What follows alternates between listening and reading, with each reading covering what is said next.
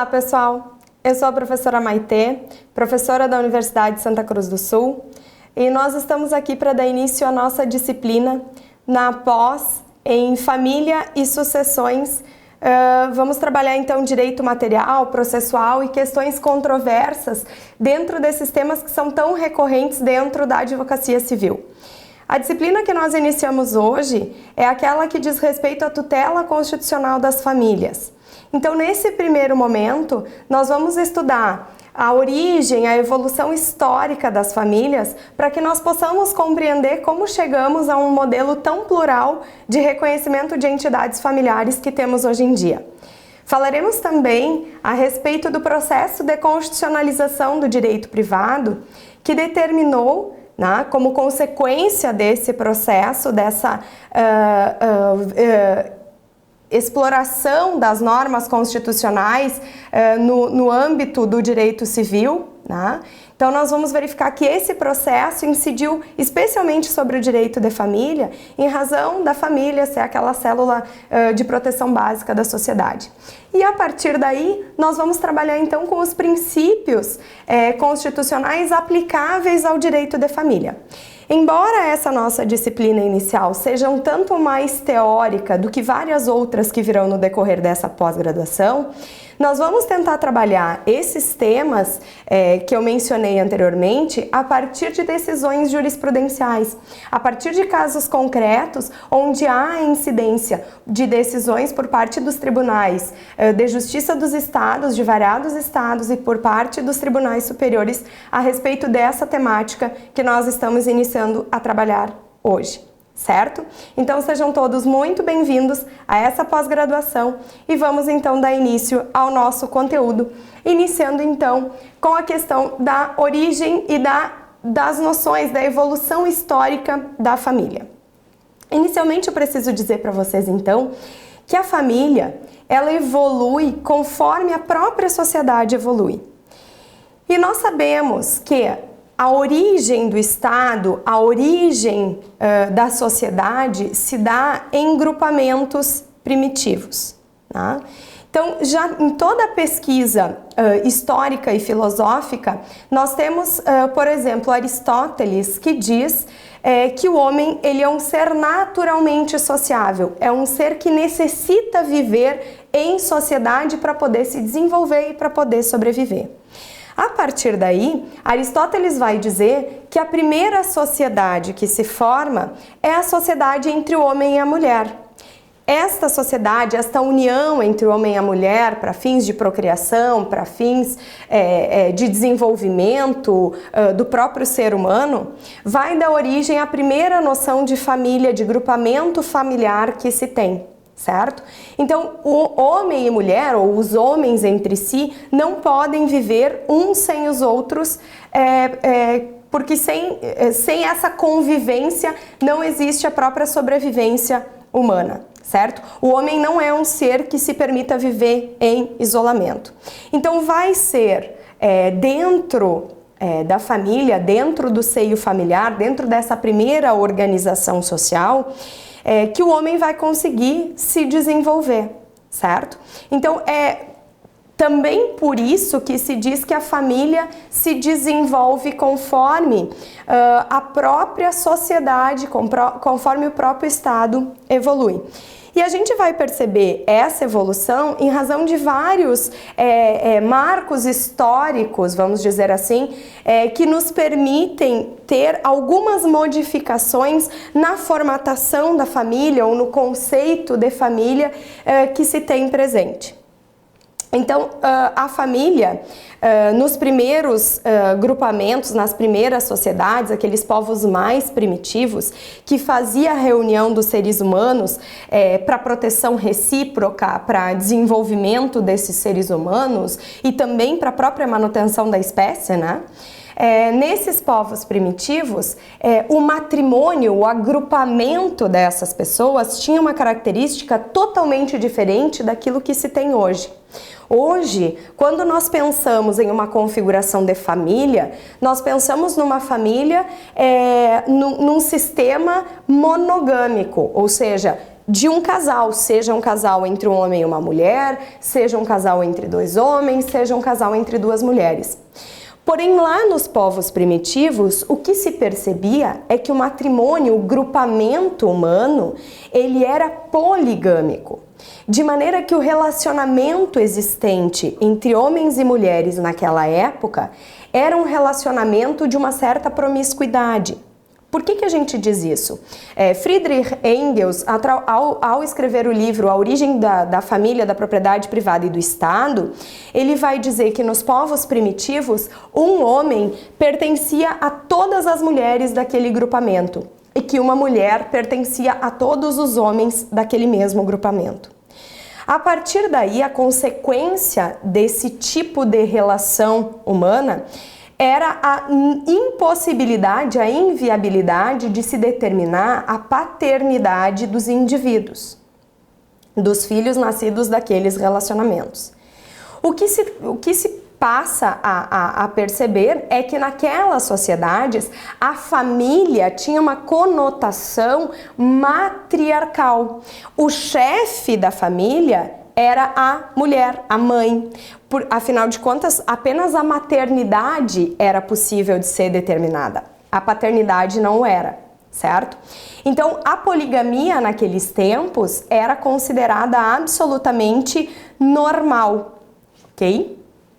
Já com o passar do tempo e numa concepção romana, né, já dentro de uma formatação de um Estado romano, né, então a família romana ela tem um significado distinto. Tá? O termo família ele vai derivar da palavra famulus, que na origem romana significava escravo doméstico. Então a palavra famulus representava o escravo ou os escravos, as pessoas que prestavam serviços para o pater familias, ou seja, para o patrono, né, daquela organização familiar. E nessa perspectiva da família romana, era uma família constituída por uma unidade econômica, política, religiosa, comandada então por um homem, pelo pater familias, por um chefe dessa família. E na impossibilidade, na inexistência desse chefe da família, ficaria esta chefia a cargo do descendente, então, mais velho, certo? Nessa época, o critério para definição do parentesco entre os indivíduos daquele grupamento familiar não obedecia àquilo que se tem hoje de se ter um critério biológico, um critério sanguíneo, por exemplo. Naquele tempo, a determinação de alguém fazer ou não fazer parte da família determinava pela submissão ou não ao poder deste chefe da família, certo? Tempos depois, né, ainda dentro de um Estado romano, né, quando inicia o processo do cristianismo, passou a haver a proibição de matrimônios por grupos, passou a haver a proibição de matrimônios dentro da própria família, né? Então passou a se determinar que o matrimônio, a relação familiar existente entre os indivíduos deveria ser de um homem com uma mulher, o que dá origem à chamada família sindiásmica, certo? Esta família sindiásmica. A partir daí, muda a própria configuração da família, que até então tinha uma conotação mais matriarcal, né? Já num período de família romana, já passa a ter esse perfil patriarcal, e agora, num modelo instaurado pelo cristianismo, se solidifica esse conceito patriarcal de família, né? De chefia da entidade familiar. E a partir dessa perspectiva, desta monogamia instaurada pelo cristianismo, a família passa a ser importante porque se torna um fator econômico e de produção. Então, todos os membros daquela família passam, dentro daquele núcleo, a trabalhar em prol do desenvolvimento econômico daquele núcleo familiar. Com o tempo, com o passar do desenvolvimento histórico, a família inicia processos outros de modificação, até que um significativo momento histórico vai determinar uma alteração substancial naquele conceito de família até então existente. A partir do momento em que se tem a Revolução Industrial, que determina a saída da mulher para o mercado de trabalho, a substituição de muitos trabalhadores por processos mecânicos, enfim, toda essa revolução que se deu na sociedade influenciou diretamente nos modelos familiares. Porque a partir daquele momento, a mulher, que até então exercia uma figura interna dentro da família de organização interna familiar, cuidado com os filhos, cuidar do marido, cuidar da casa, que não exercia atividade profissional fora de casa, passa a se preocupar com essa sua inserção no mercado de trabalho, essa sua saída para o mercado de trabalho, para conseguir auxiliar nos rendimentos, a trazer valores, né, trazer dinheiro para dentro daquela organização familiar. E isso determina que aquela família, que até então era uma família numerosa, era uma família que se preocupava em trabalhar em conjunto para aumentar o patrimônio e o rendimento da família e que, portanto, tinha um número de filhos muito grande, se modifica. A partir da Revolução Industrial, surge a preocupação com a natalidade. Ou seja, as famílias iniciam um processo de estruturação, planejamento familiar.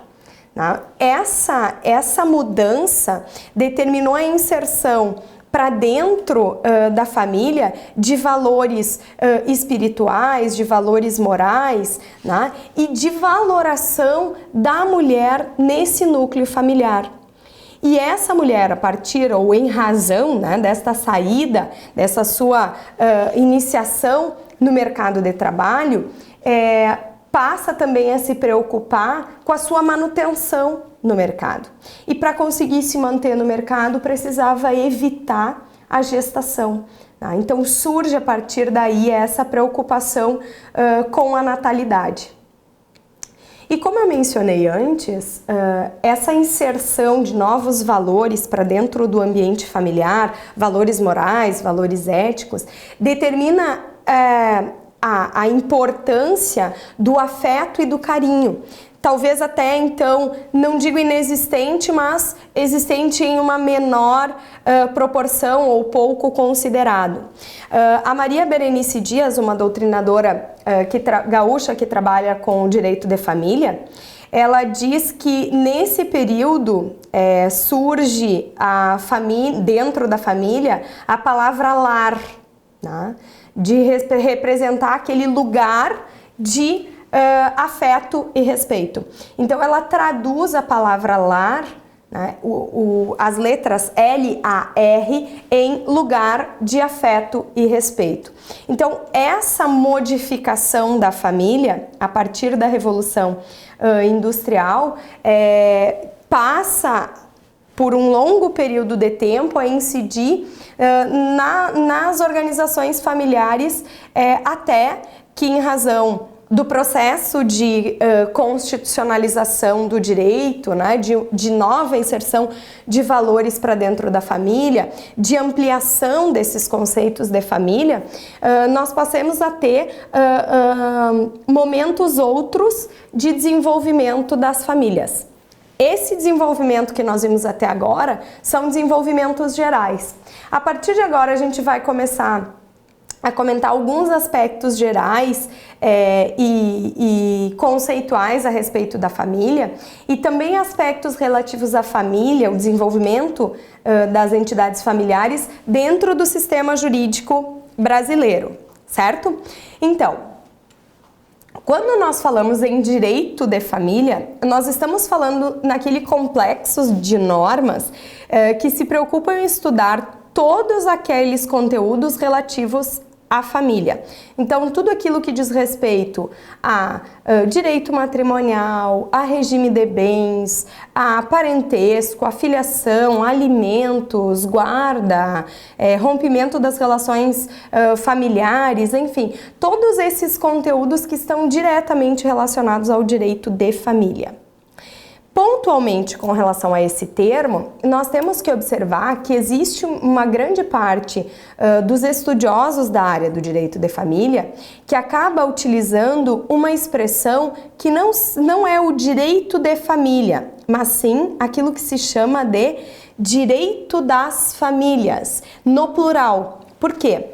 Em razão da perspectiva que se tem das famílias atualmente, que não são famílias que se apresentam com um conceito único, com um conceito certo, com um conceito pronto e acabado, mas sim de um conceito que é plural, que admite uma ampliação dessas noções das relações familiares para todo e qualquer modelo que vise o afeto, o desenvolvimento daqueles membros que fazem parte daquele núcleo, a felicidade daqueles membros.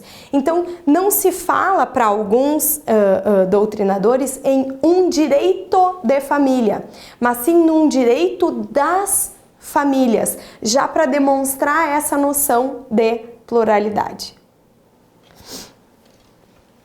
Ainda com relação a essa parte mais geral do nosso conteúdo, da nossa disciplina, nós precisamos considerar que o direito de família ou o direito das famílias é um ramo do direito civil, que portanto é direito privado, mas que nós dizemos ter um viés publicista.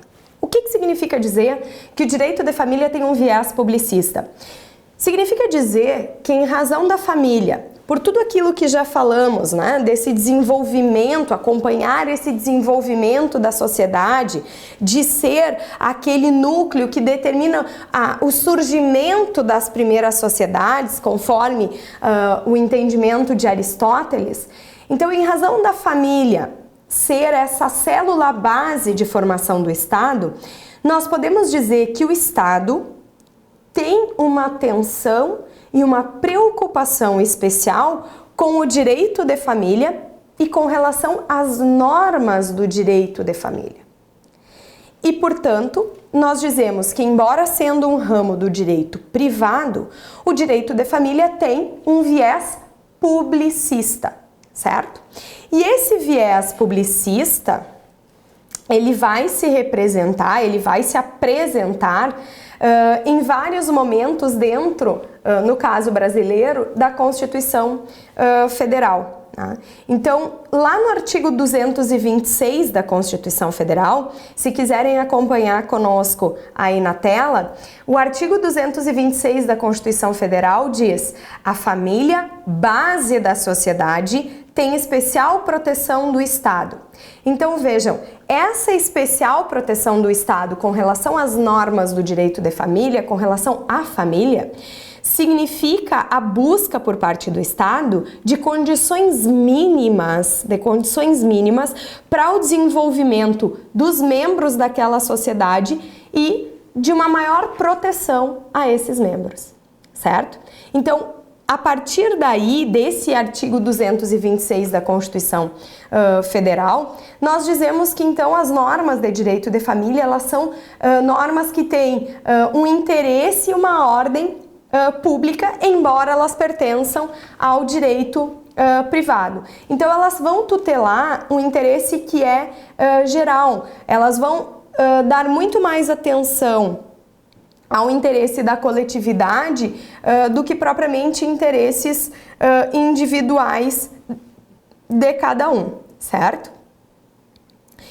Então, existindo essas características que aproximam o direito de família ao direito público, nós temos uma incidência muito maior dessas normas constitucionais no âmbito do direito de família.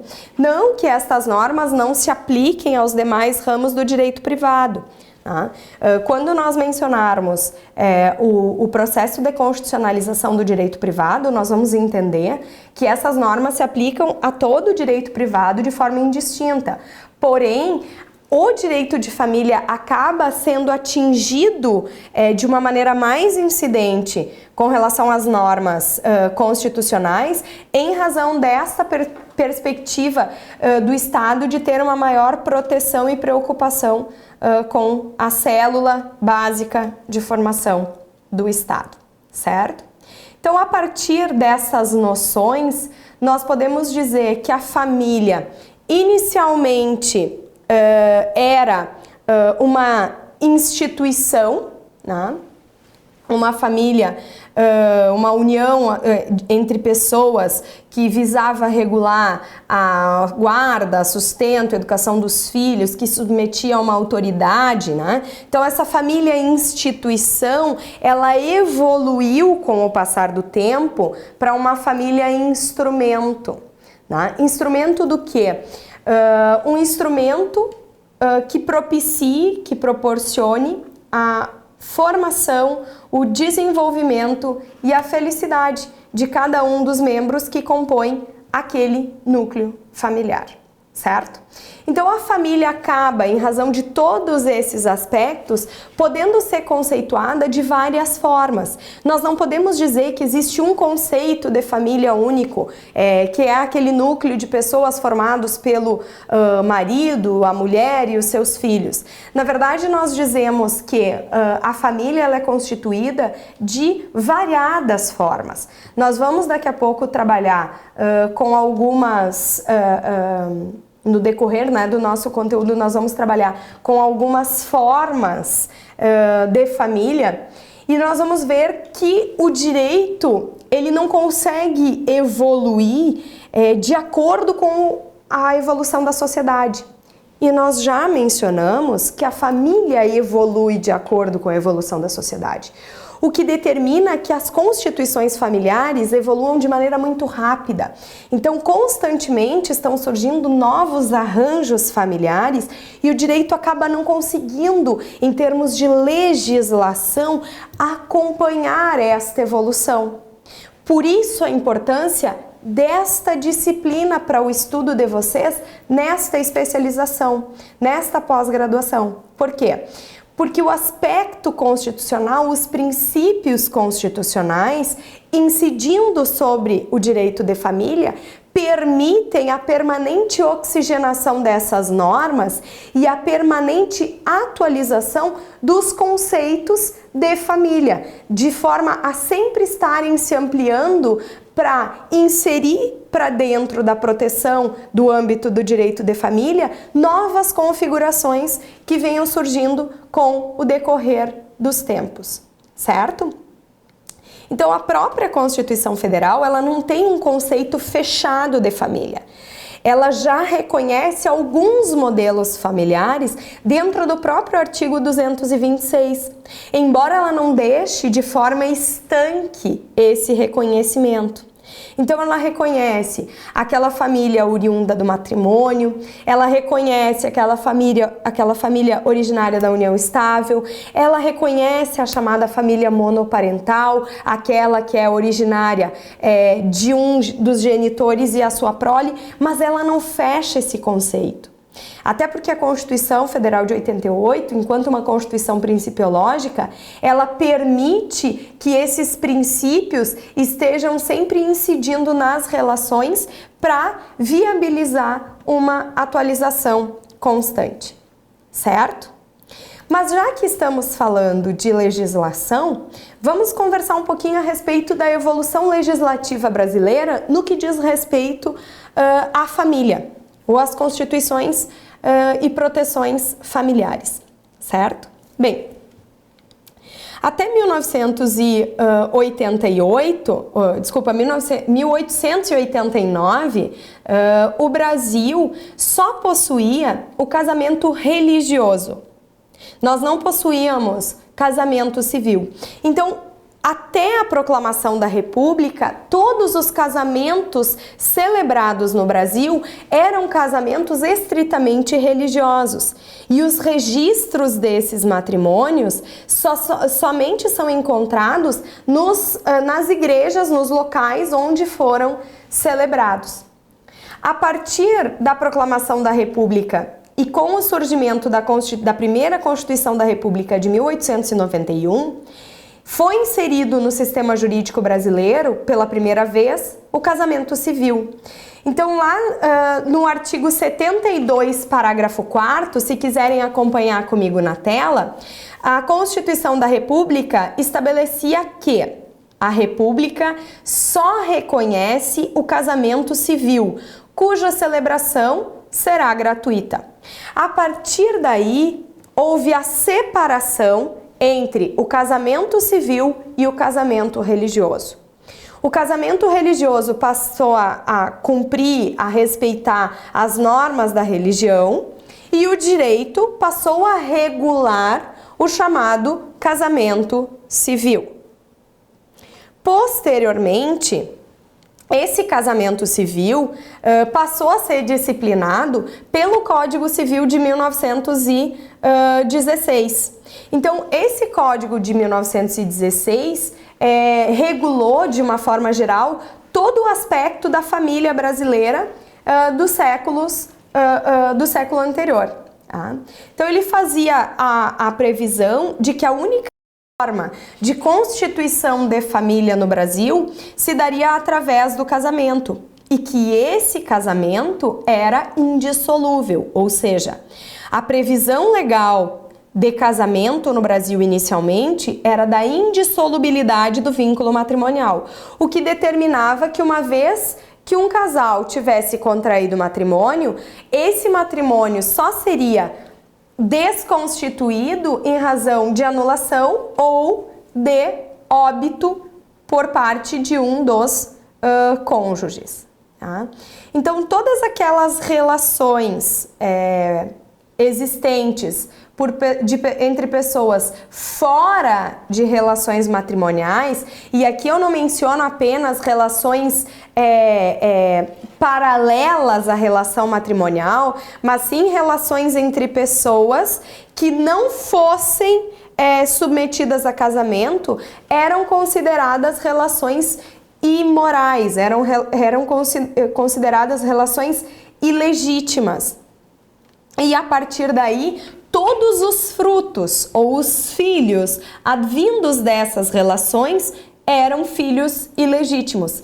Então havia, nesse período de proteção legislativa por parte do Código de 1916, uma significativa existência de discriminação, de diferenciação entre modelos de família, porque só reconhecia o casamento, e entre os membros desta família, porque só eram reconhecidos como membros legítimos de uma família aqueles que fossem oriundos do casamento, da relação matrimonial.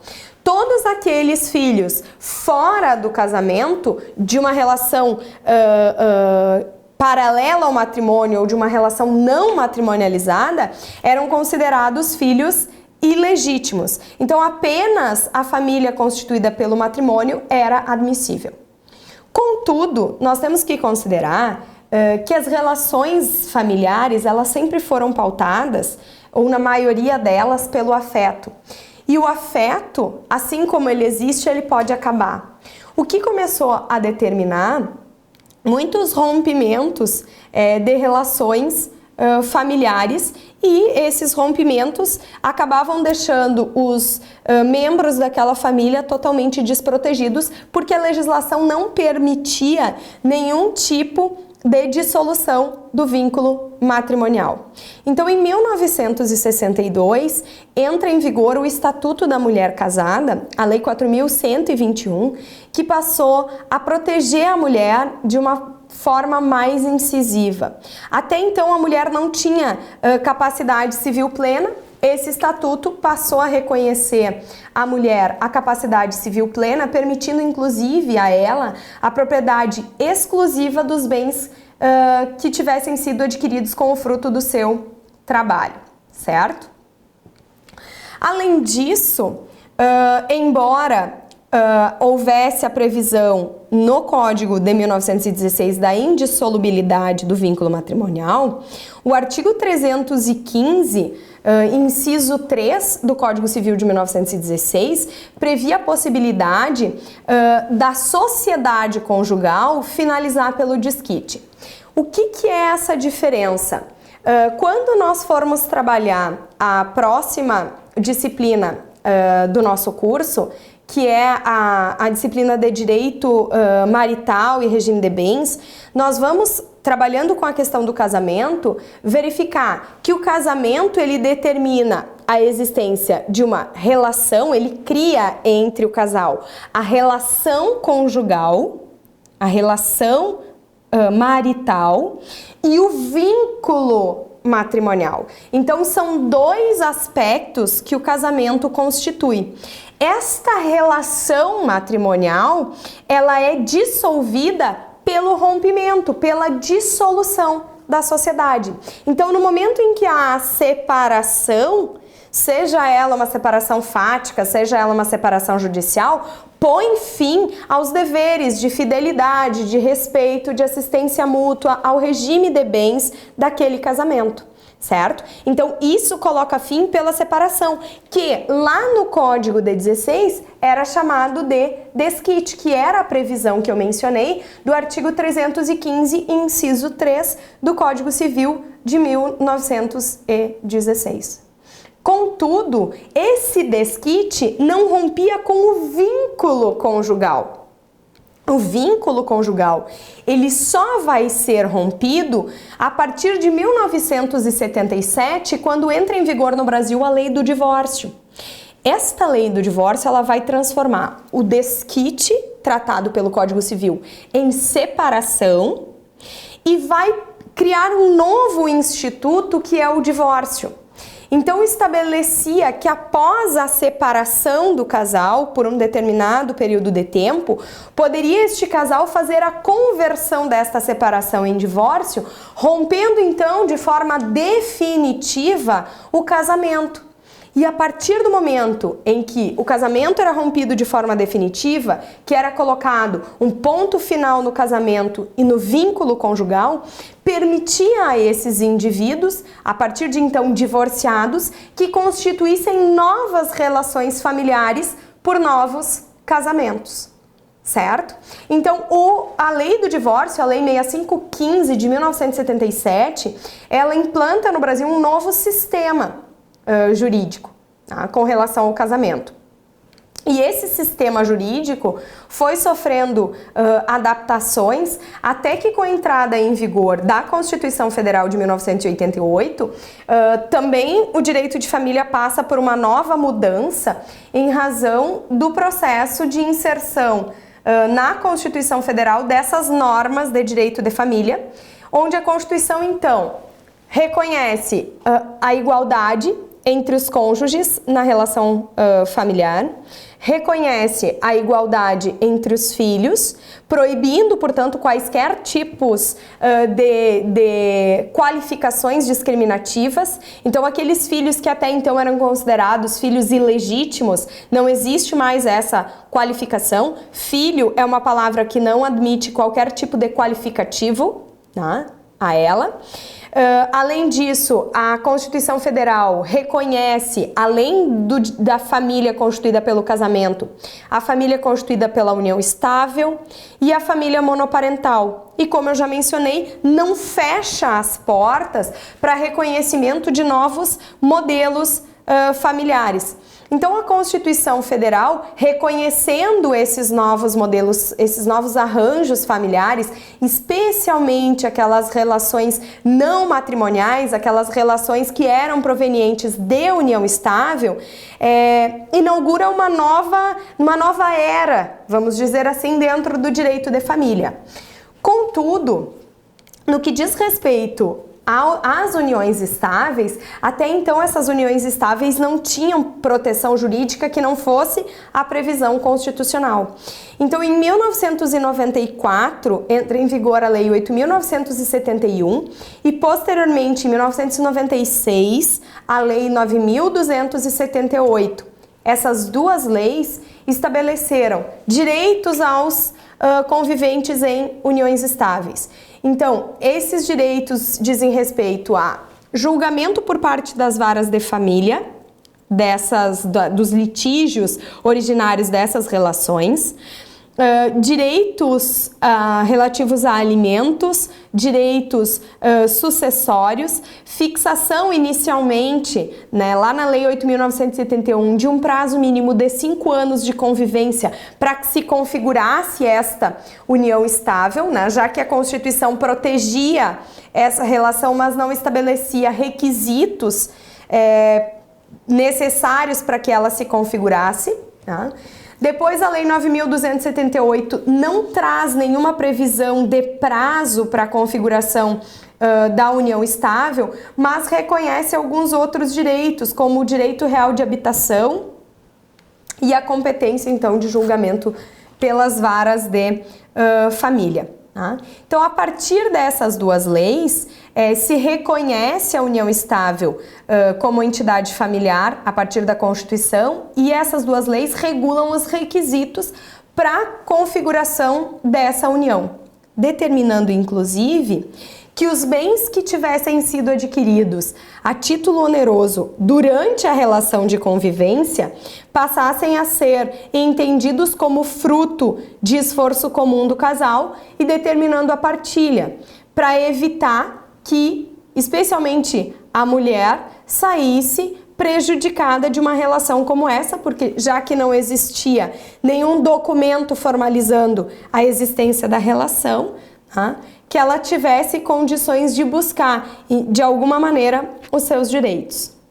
E, por fim, o Código Civil de 2002 incorporou as noções de igualdade trazidas pela Constituição Federal, unificou o regramento com relação à união estável, estabeleceu outros arranjos familiares, a proteção de outros arranjos familiares, mas também não foi totalmente feliz, porque muitas de suas normas já nasceram ultrapassadas, né? Eu já mencionei isso, que a família evolui, mas o direito não consegue acompanhar.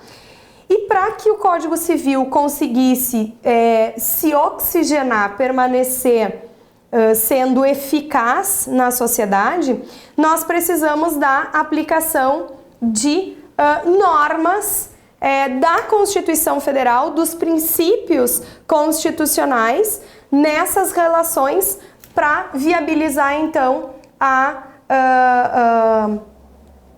oxigenação e a permanência das normas do direito civil vigentes dentro da sociedade. Certo, pessoal? Então, eu agradeço pela audiência de hoje e acompanhem aí as nossas próximas aulas, porque o nosso conteúdo está a seguir.